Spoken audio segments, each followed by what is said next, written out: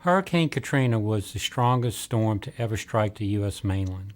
Thanks to the efforts of Memorial's employees, its medical staff, and its volunteers who came to help, Memorial was able to stand strong at a time of great community need. Memorial's storm story is your storm story. This video is a collection of stories as shared by Memorial's employees, its medical staff, and volunteers. The stories reflect the way that each individual and Memorial prepared for the approaching storm, the way we persevered during the storm, and the way we all joined together to continue to serve a community at a great time of need. Whether you were here during the storm, or whether you arrived as part of a relief team, or whether you joined our staff following Katrina, you are all heroes. On behalf of the Board of Trustees, the administrative staff of the hospital, I wish to thank you all.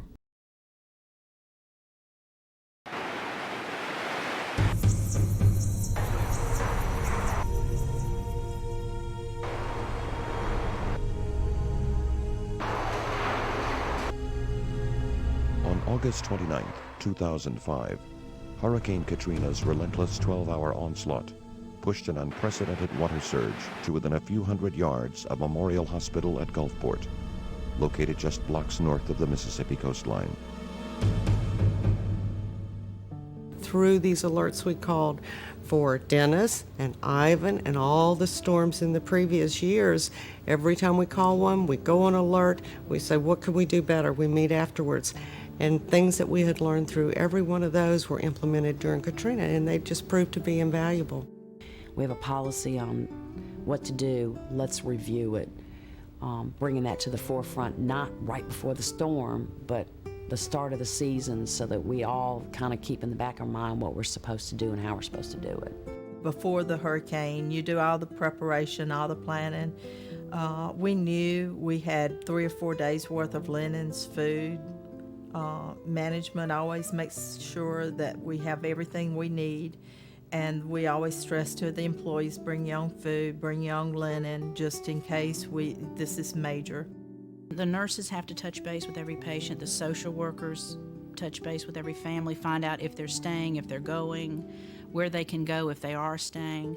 The rehab unit is located off campus about 2 blocks down, and we evacuated, actually the day before the storm, evacuated the patients from there to here.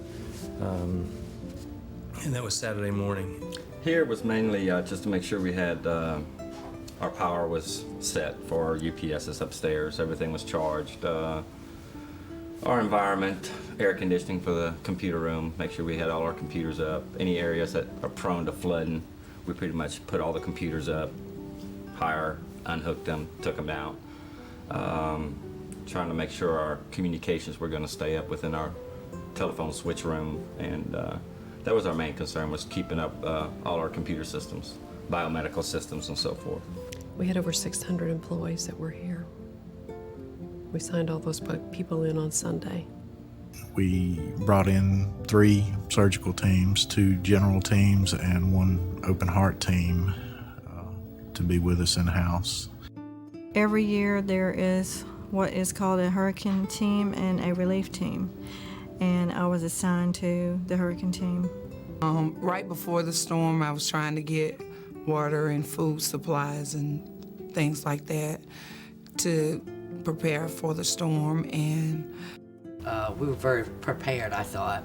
Blankets, pillows, sleeping bags, and just ready to stay until they told us we could go home. I packed enough clothes for a week. I brought all my sentimental jewelry, nothing real valuable, but things that somebody had given to me. I brought a couple of pairs of shoes, and I brought a toy that my dad had played with when he was in Sweden when he was a little boy. I brought the Swedish Bible that I'm supposed to take everywhere I go, according to my dad, and something that was valuable to my mother. I left things behind that, oh my, if I had just realized how much this storm would take, I would have filled my car. What a lot of people laugh at when I speak to them now of the things I brought, I do take violin lessons, and I'm an intermediate player, and for whatever reason I still don't know, I decided to bring my music and violin with me to keep me company. So I'm very happy I did that. I still have my instrument. Made sure I had my insurance papers, my house papers. I made sure I had my Talladega tickets because I was going to the races. Come hell or high water, we got both of those. I've heard them talk about somebody declared that, it was only a Category 3 when it hit. So maybe the winds were Category 3, but the water was not. Category 3s don't have 35, 40-foot walls of water with them. And there were 4 or 5 people trying to hold the doors in when we could try, because they would begin to blow out. That's when we realized how strong the winds were.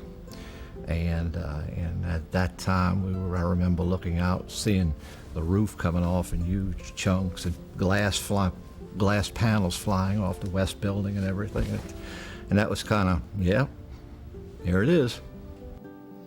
And then rain started coming in and, outtake valves started leaking. And, they told us at the beginning, try not to use blankets and sheets because we weren't going to be able to get linens.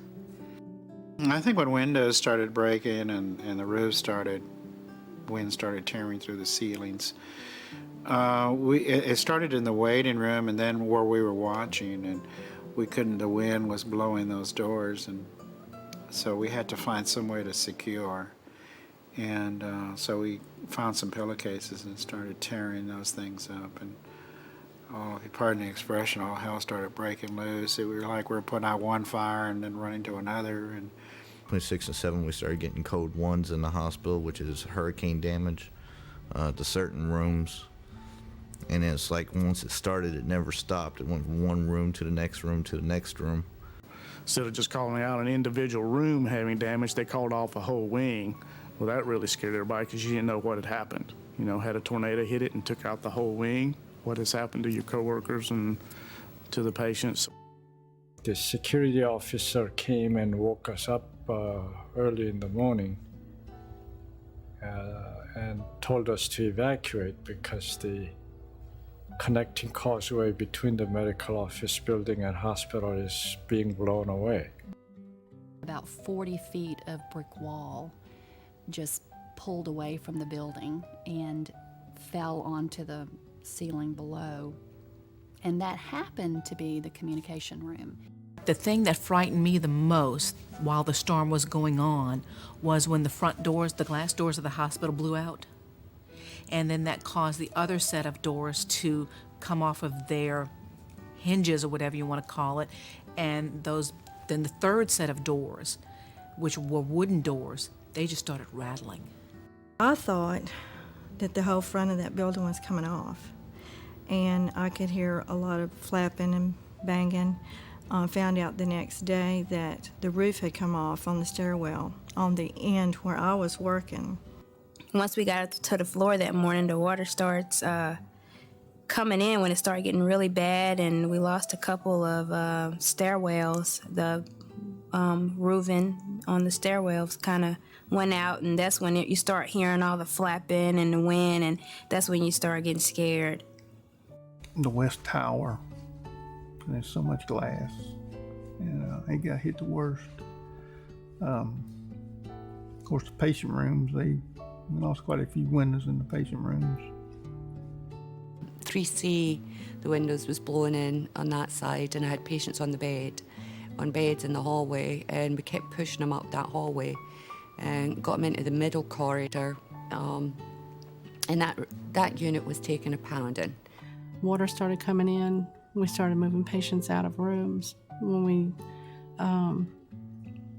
sound like machine guns going off on the windows, we knew we had to get them out quickly, and so that became our priority, is just moving them out to a safe, dry place and getting them out of the rooms before the windows blew in. They were there helping us pulling patients out of the rooms, security was. We had one security and I think 2 engineering guys helping us pull the beds out, the big beds, keeping us from running over each other with those beds. We could see the windows kind of vibrating back and forth on the rooms that had windows. And then we started having the glass pop. Well, I went in 47 and I heard a popping sound. and I knew it wasn't good. And Whitney came out of her room, and she had heard the same thing, so right away we started putting people in the hallway with those three first. We had no more got them out of the room when the windows started. They just sucked right out. As we went to get this one gentleman out, the window blew while we were in there, and we immediately jumped over him. We had most of our patients in the hallway, had to tie the doors because the force of the wind was so much that it was trying to pull the doors open. We'd had towels and blankets under the doors because the water was coming in. You didn't really know how bad it was, except for you knew your windows were breaking and you could hear the codes called overhead. And we kept moving the patients towards the center of the hospital, trying to get them up towards that main hallway off the wing, because that suction, you could feel it. I don't know, through the whole time it was like that. For 11 hours, it was bad. Mostly what I heard from the patients was all the nurses were so wonderful, the staff was so wonderful. They were just right here with us all the time. The housekeeping crew, they did a wonderful job. It was a job, taking out all this water and the glasses, the window glasses on the floor. It was a job.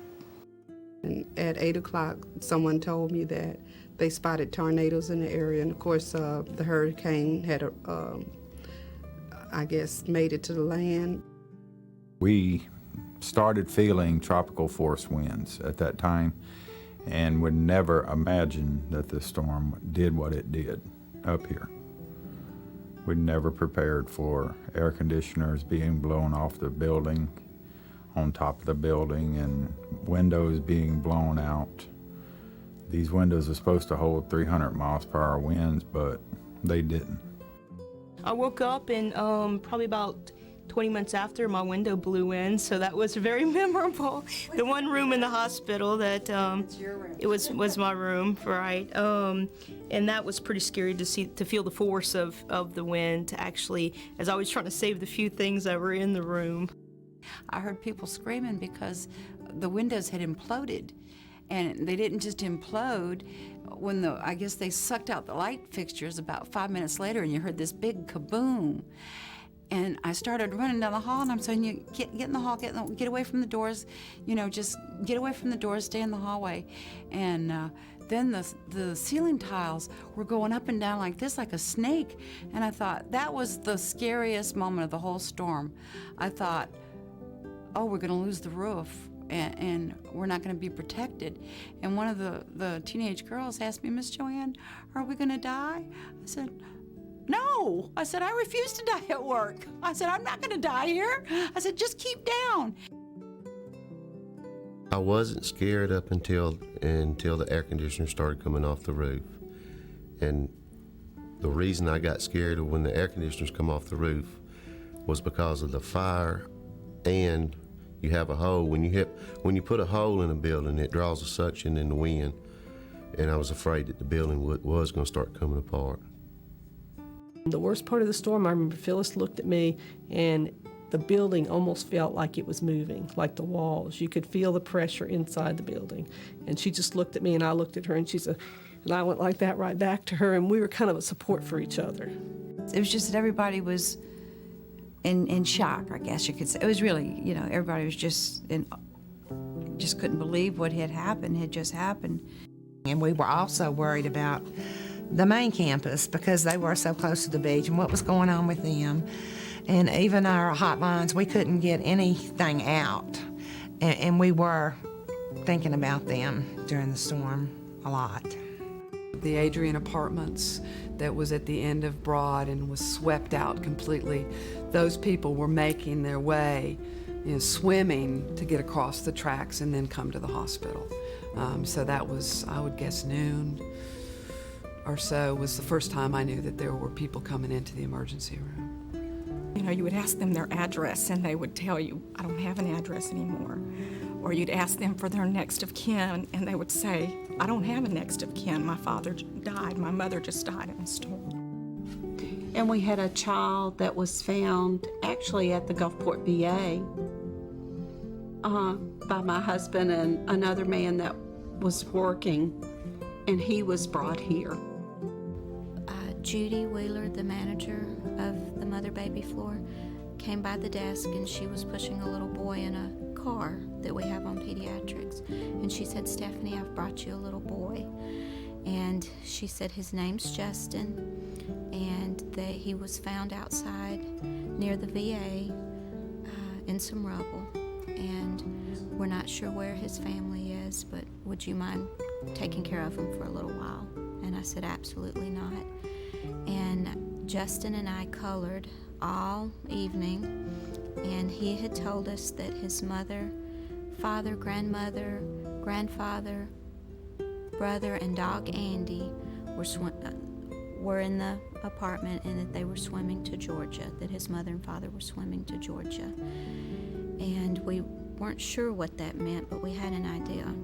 And later on in the evening, as he was coloring, he said, I don't think my mommy and daddy are coming back from Georgia, and asked him why, and he said, because they drowned.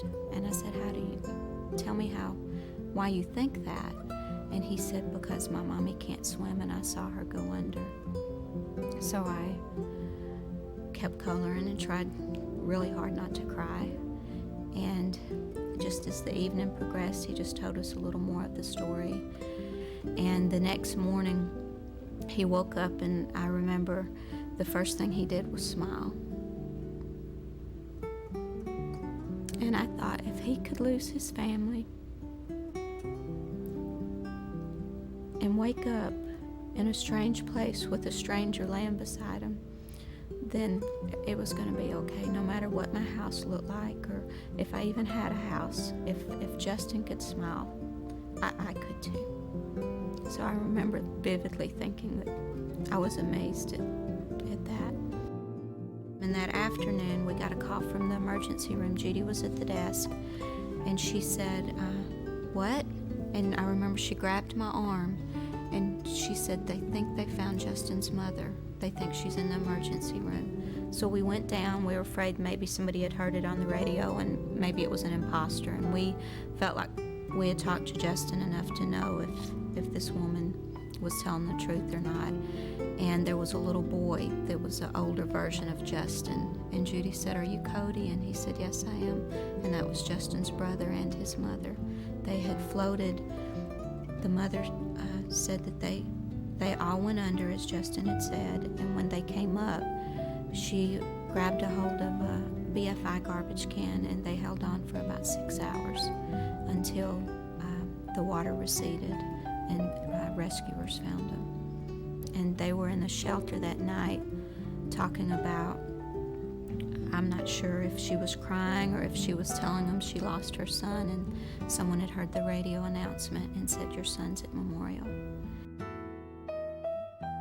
People came by car, people walked in, ambulance and helicopter, and police. Everyone was bringing the hurt and the sick to us. As the storm passed and the community began to show up at the emergency department, our volumes rapidly increased to over 700 a day, as compared to a normal day of caring for about 150 patients. I think we saw 742 on September 9th. There was people that had been clinging to the roofs, cut up by nails and that kind of thing, and broken arms, broken legs, people that had been washed out of their houses and were rescued by the helicopters. The helicopters were flying patients in at that point. We landed helicopters just about constantly out there for days. We actually had to, I remember one time we had 4 helicopters on the ground at one time. All kinds of patients, people in attics, little old ladies curled up in the fetal position in these rescue baskets. And we would take the basket and put it on the stretcher and run them into the ER. The helicopters, they wouldn't cut their rotors down at all, and immediately they would leave. I remember one little old lady that came in off a roof. She's bedridden in a hospital bed at home.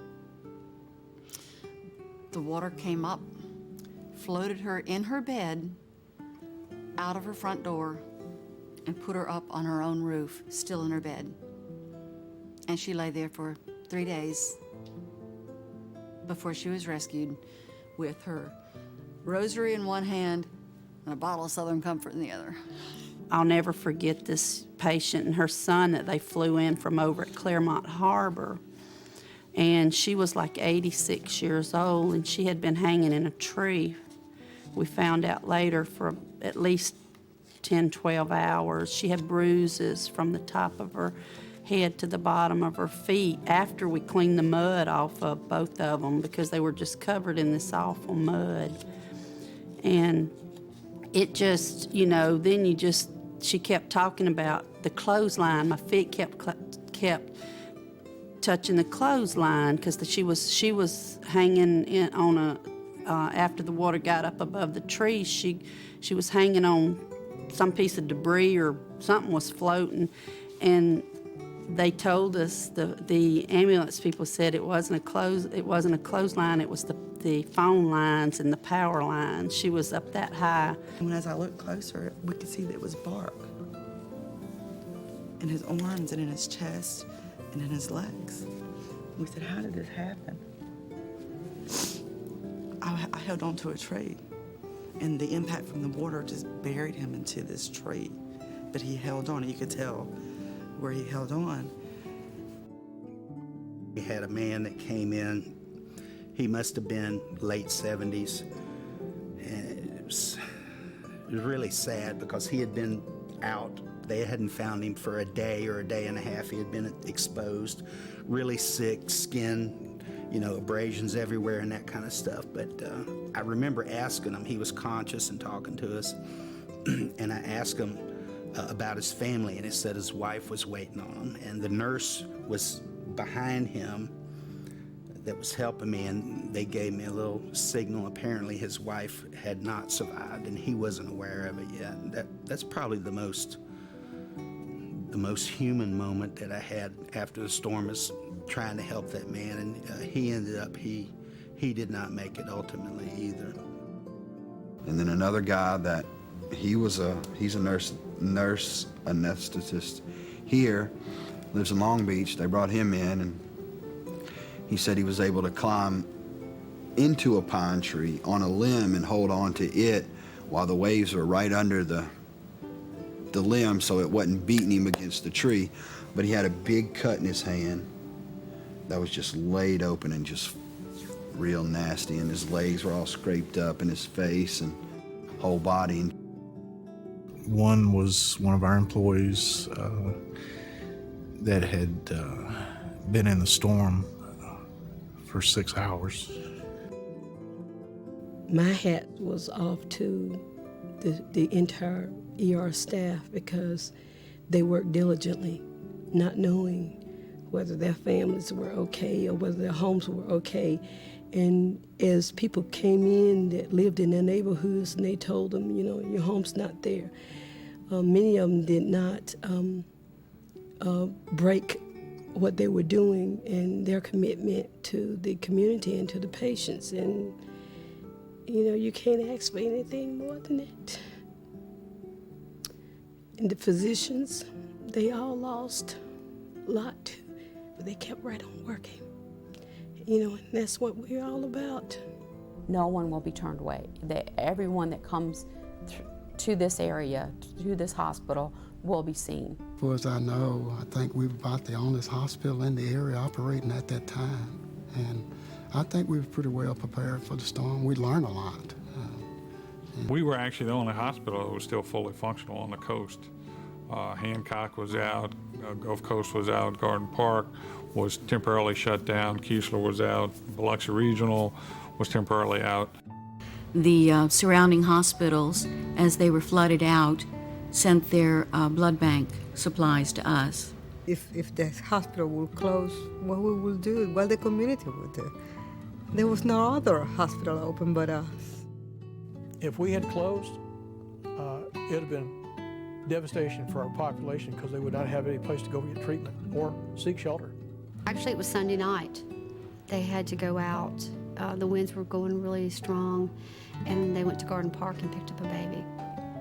And it was brought in and placed on life support, and it was, they said, a horrible ambulance ride, you know, with the winds and everything.